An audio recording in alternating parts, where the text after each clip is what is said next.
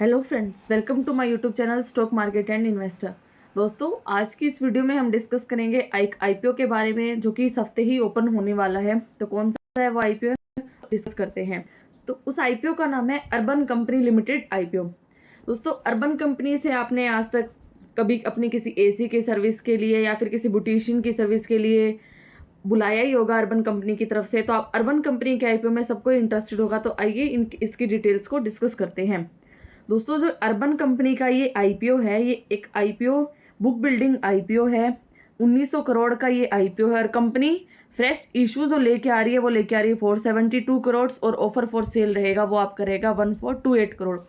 इस कंपनी में ज़्यादा ऑफर फॉर सेल है जिसको हम अच्छा नहीं कंसिडर करते। आगे इसके फाइनेंशियल्स को देखेंगे कि आईपीओ ऑल ओवर कैसा है। बट अभी के लिए ऑफर फॉर सेल का मतलब होता है कि प्रमोटर्स जब अपने शेयर्स को सेल करते हैं तो उसको ऑफर फॉर सेल कहते हैं। तो फ्रेश इशू होता है तो वो एक ज़्यादा अच्छा सिग्नल होता है। ऑफर फॉर सेल होता है तो उस चीज़ को अच्छा कंसिडर नहीं करते। बट कई बार गवर्नमेंट की तरफ से रेगुलेशंस भी होती है कि उस केस में प्रमोटर्स को अपने शेयर्स को क्या है वो सेल करना पड़ता है। तो आइए आगे इसके और फाइनेंशियल्स को देखते हैं, फिर डिसाइड करेंगे कि क्या हमें लगाना चाहिए, इस आईपीओ में इन्वेस्ट करना चाहिए या फिर नहीं करना चाहिए। चलिए आगे चलते हैं। अगर हम इसकी डेट्स को डिस्कस करें अर्बन कंपनी के आईपीओ की, तो ये आईपीओ ओपन होने वाला है वेंसडे को, यानी कि कल 10 सितंबर को, और ये क्लोज हो जाएगा आपका 12 सितंबर को, फ्राइडे को। इसकी अलॉटमेंट जो आएगी आपको मंडे को देखने को मिलेगी 15 सितंबर को। यानी कि आपका पैसा यहाँ पे ब्लॉक रहेगा क्योंकि सैटरडे संडे हॉलीडेज होती है तो उस टाइम पे कोई भी अलॉटमेंट नहीं आती है। तो आपको यहाँ पे आपका पैसा 13, 14 और 15 को ब्लॉक रहेगा। अगर आपकी अलॉटमेंट आ जाती है तो आपको डीमेट अकाउंट में 16 सितंबर को शेयर्स मिलेंगे। अगर नहीं आती है तो आपको रिफंड देखने को मिलेगा, वो भी 16 सितंबर को। इस आईपीओ की जो लिस्टिंग होगी वो होगी 17 सितंबर को। अगर बाकी डिटेल्स को डिस्कस करें तो ये कंपनी की फेस वैल्यू 1 रुपीज़ पर शेयर पे लेके आ रही है ये आईपीओ। इसका प्राइस बैंड अगर हम देखें 98 to 103, और हमें पता है कि हमें लोअर प्राइस बैंड पे बिड बिल्कुल नहीं लगानी है, हमें इसकी अपर प्राइस बैंड पे ही बिड लगानी है। अगर हम इसके लॉट साइज को डिस्कस करें तो इसका लॉट साइज है 145 शेयर्स, यानी कि कम से कम हमें 145 शेयर्स के लिए अप्लाई करना पड़ेगा इस आईपीओ में। इस आईपीओ का टोटल साइज हमने डिस्कस किया ही है, वो 1900 करोड़ है। अगर ये आईपीओ लिस्टेड कहाँ होने वाला है, अगर हम लिस्टेड की बात करें तो ये आईपीओ लिस्टेड आपको दिखाई देगा दोनों ही प्लेटफॉर्म पे, बीएसई पे भी और एनएसई पे। अगर हम इनके लॉट साइजेस की बात करें और अलग अलग कैटेगरी में आप कितना अप्लाई कर सकते हैं, तो अगर हम उसको डिस्कस करें तो रिटेल में 2 सेगमेंट है। आप मिनिमम 1 लॉट के लिए अप्लाई कर सकते हैं जिसमें 145 शेयर्स रहेंगे और अमाउंट आपका जो ब्लॉक रहेगा वो 14,935 रहेगा। और रिटेल में आप मैक्सिमम 13 नोट्स के लिए अप्लाई कर सकते हैं, वहाँ पे आपको शेयर्स मिल सकते हैं 1885, और जो अमाउंट आपका रहेगा 1,94,155। ऐसे ही स्मॉल एचएनआई कैटेगरी में भी 2 कैटेगरीज है। एक मिनिमम आप 14 नोट्स के लिए अप्लाई कर सकते हैं जिसमें शेयर्स बनेंगे 2030, और आपका जो अमाउंट ब्लॉक रहेगा वो रहेगा 2,09,090 रुपीज़। ऐसे ही अगर एसएचएनआई में मैक्सिमम आप 66 स्लॉट्स के लिए अप्लाई करते हैं तो आपको अप्लाई करना पड़ेगा 9570 शेयर्स के लिए, और आपका अमाउंट जो ब्लॉक रहेगा वो रहेगा 9,85,710 रुपीज़। बीएचएनआई कैटेगरी भी होती है दोस्तों, उसमें आप 67 लॉट्स के लिए अप्लाई कर सकते हैं जहाँ पे आपको 9715 शेयर्स के लिए अप्लाई करना पड़ेगा, और वहीं पे अमाउंट जो इसमें रहेगा 10,645 रुपीज़ आपका यहाँ पे ब्लॉक रहेगा। और दोस्तों, आप चाहे रिटेल सेगमेंट में 1 लॉट के लिए अप्लाई करें चाहे 13 लॉट्स के लिए अप्लाई करें, आपको यहाँ पे कितने मिलेंगे, यहाँ पे आपको मिलता 1 लॉट ही है। ऐसे ही एसएचएनआई में आप 14 लॉट्स के लिए अप्लाई करें चाहे 66 लॉट्स के लिए अप्लाई करें, जब भी ओवर सब्सक्रिप्शन का केस होगा तो आपको वहाँ पे 14 लॉट्स ही मिलेंगे मैक्सिमम।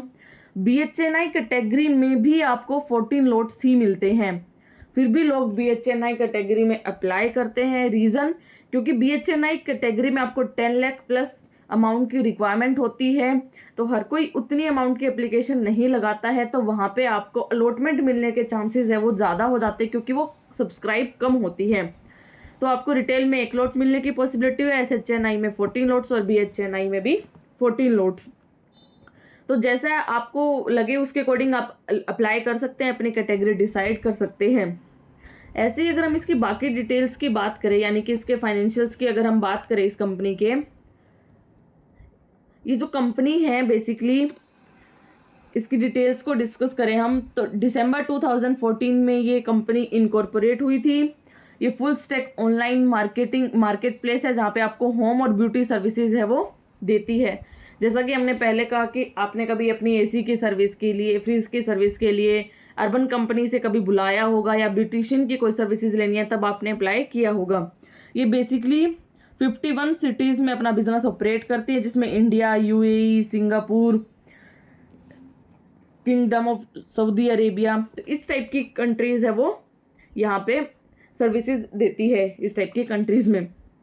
ऐसे ही अगर हम इसके अब फाइनेंशियल्स की फाइनली अगर हम बात करें तो कंपनी का फाइनेंशियल है 3 साल का हमारे पास अवेलेबल है। असेट्स अगर हम देखेंगे 23 से 24 में कुछ खास इंक्रीज नहीं हुई थी, बट 24 से 25 में हमें अच्छा खासा एक जंप देखने को मिला है, अच्छी खासी असेट ग्रोथ देखने को मिली है। क्योंकि 24 से 25 में आप देखोगे तो एक ऑनलाइन का जो सिस्टम है डेली इंक्रीज हो रहा है, इसलिए यहाँ पे भी असेट अच्छी ग्रोथ हमें देखने को मिल रही है।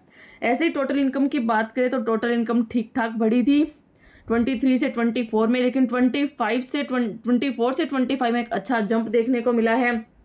अगर प्रॉफिट की बात करें तो पहले ये कंपनी 23 और 24 फाइनेंशियल ईयर में लॉसेज इनकर कर रही थी। ऑल्दो जो लॉसेज है वो काफ़ी डिक्रीज हुए 23 से 24 में, लेकिन 25 में फाइनली इस कंपनी ने जो वो प्रॉफिट रिपोर्ट किया है, जो कि एक अच्छा सिग्नल है जो कंपनी की दिखा रहा है कि अब धीरे धीरे कंपनी प्रॉफिटेबल हो गई है और आगे भी अच्छा परफॉर्म कर सकती है क्योंकि ऑनलाइन बेस्ड सर्विसेज ये प्रोवाइड करती है आपको।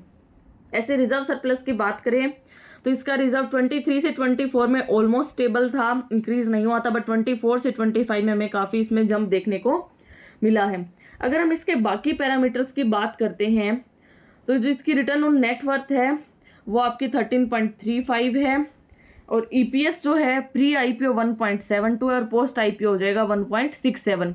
दोस्तों अगर हम इसके प्राइस टू बुक वैल्यू देखें तो 8.27 है और price to earning post IPO अगर हम कंसिडर करें 61.68 है। अगर हम इसकी वैल्यूएशंस को बाकी कंपनी से अगर हम कंपेयर करते हैं कि बाकी कंपनी की वैल्यूएशन कैसी है, पीयर के कंपैरिजन में कैसी वैल्यूएशंस पे ये आ रहा है, तो एज सच हमें इसके कोई पीयर अवेलेबल नहीं है क्योंकि अर्बन कंपनी ऐसी सर्विसेज प्रोवाइड करवाती है। बट अगर हम इसका इंडिविजुअली पीई देखेंगे तो वो 61.68 आपका पोस्ट आईपीओ हो जाएगा, जो कि पीई बहुत ज़्यादा कंसिडर किया जाता है। तो बेसिकली वैल्यूएशंस आप कह सकते हो कि थोड़ी सी महंगी है, लेकिन एक कंपनी पहले लॉस मेकिंग थी, अब प्रॉफिट लेके आ रही है ये कंपनी, तो उस बेसिस पे कंपनी ने अपने आप को हाईली थोड़ा वैल्यूड किया होगा। बट स्टिल फिर भी अगर हम देखेंगे तो वैल्यूएशन थोड़ी सी हायर साइड पे ही है। बुक वैल्यू भी, प्राइस टू बुक वैल्यू भी 8.27 है, लेकिन इसके हमें ग्रे मार्केट में अच्छी खासी डिमांड देखने को मिल रही है। करंटली जो जीएमपी ट्रेड कर रहा है वो 34% के आसपास ट्रेड कर रहा है। बट दोस्तों जीएमपी मार्केट सिचुएशन के अकॉर्डिंग चेंज होता है। इस हफ्ते मार्केट ने काफ़ी अच्छी रिकवरी की और मार्केट प्लस बंद हो रहा है, तो उसकी वजह से भी जीएमपी है वो इंक्रीज हो जाता है। सेकेंडली कंपनी एक जानी मानी है, तो इसलिए जीएमपी इन सब चीज़ों से रिफ्लेक्ट होता है और डेली बेसिस पे ये चेंज भी होता है। तो सिर्फ जीएमपी के बेसिस पे अपना डिसीजन हमें आईपीओ में अप्लाई करने का नहीं लेना चाहिए, हमें उसके फाइनेंशियल्स को स्टडी करना चाहिए। एंड आई होप आपको इस वीडियो से हेल्प मिली होगी कंपनी के फाइनेंशियल्स को स्टडी करने में, उसकी डेट्स को और सब चीज़ों को स्टडी करने में आपको हेल्प मिली होगी और आपने भी डिसीजन लिया है कोई आईपीओ में अप्लाई करने का, नहीं करने का, तो आप मुझे कमेंट करके बता सकते हैं। फिर हम देखते हैं कि आईपीओ कैसा लिस्टिंग गेन देता है, कैसा परफॉर्म करता है, या लिस्टिंग लॉस देता है, कैसा है। बट ऑल ओवर होप तो यही है कि लिस्टिंग लॉस तो नहीं देगा, लिस्टिंग गेन के ही चांसेस है क्योंकि फाइनेंशियल्स खराब तो नहीं लग रहे, ओवरऑल ठीक है। अब कंपनी ने प्रॉफिट भी रिपोर्ट करना स्टार्ट कर दिया है। बट आप अपना डिसीजन जो भी ले, आप कमेंट कर सकते हैं कि आप इस आईपीओ में अप्लाई करने वाले हैं या नहीं करने वाले, और आपको ऐसे स्टॉक मार्केट से रिलेटेड और किस इंटरेस्टिंग टॉपिक के बारे में जानना है और कोई वीडियो आप चाहते हैं तो आप वो भी कमेंट करके बता सकते हैं। वो वीडियो भी मैं बनाऊंगी और उसको भी पोस्ट करूंगी। Until then, thank you.